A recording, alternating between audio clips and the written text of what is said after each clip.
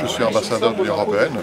Notre volonté, c'est, avec notre partenaire malien, c'est de progresser vers une justice plus performante et donc de réaliser, de contribuer à réaliser l'état de droit au Mali.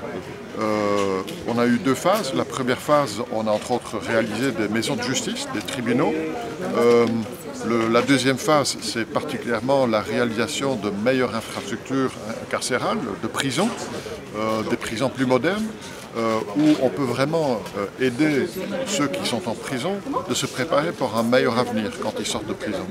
Et puis on a aussi, dans cette deuxième phase, fait énormément de formation de magistrats, mais aussi de greffiers et même d'avocats, parce qu'une meilleure formation permet vraiment, dans de bonnes infrastructures, dans de bonnes conditions, de faire progresser le droit. C'est ça notre but, et je dois dire que je me félicite énormément des réactions qu'on a eues, l'engagement du ministère de la Justice est entier, et ensemble, la main dans la main, on progresse vraiment vers une justice beaucoup plus performante.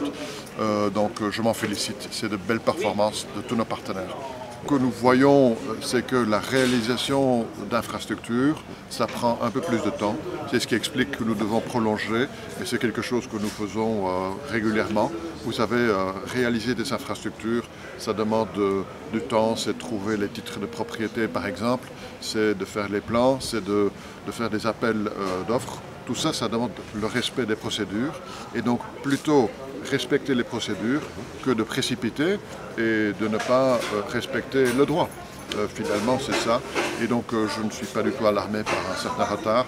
On va rattraper le retard d'ici un an. Les conditions n'ont pas été faciles, hein. On a été quand même en période de Covid, donc ça explique un certain retard. Mais rien d'anormal, rien de spécial.